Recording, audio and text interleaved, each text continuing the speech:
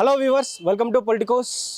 ఏదైతే నిన్న జరిగినటువంటి మీడియా సమావేశంలో ముఖ్యమంత్రి రేవంత్ రెడ్డి గారు కేటీఆర్కి ఒక స్ట్రాంగ్ కౌంటర్ అయితే ఇవ్వడం జరిగింది. అంటే దాదాపు 5-6 రోజుల నుంచి జరుగుతున్నటువంటి కాంట్రవర్సీని ఒకరిపైన ఒకరు ఎవరైతే రైతుకు ఎక్కువ న్యాయం చేశామని చెప్పేసి చర్చలకు సిద్ధమని చెప్పేసి కూడా ఒక పార్టీ పైన ఒక పార్టీ కత్తులు దూసుకుంటా ఉంది.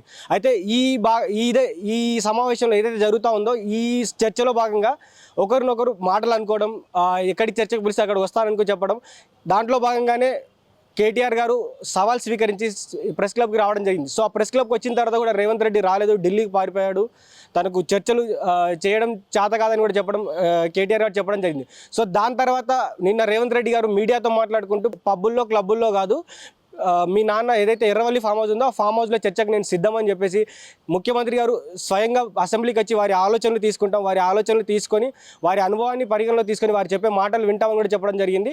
సో పబ్బుల్లో క్లబ్బుల్లో కాకుండా ఎక్కడైనా మేము సిద్ధం చర్చలకని కూడా వారు చెప్పడం జరిగింది.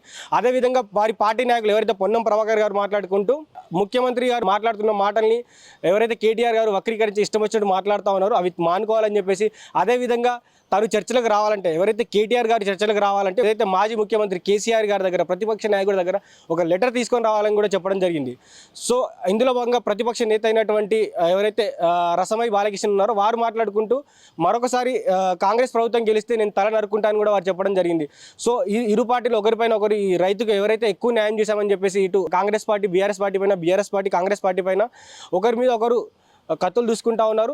సో చూడాలి ఈరోజు జరుగుతున్నటువంటి క్యాబినెట్ సమావేశంలో ఎలాంటి చర్చలు జరుపుతారని కూడా మనం వేచి చూద్దాం. ఇది ఇప్పటివరకు update. Stay tune to Politicos media. This is Srikanth with video journalist నందు. Please subscribe to the channel and download the Politicos app from the links in the description.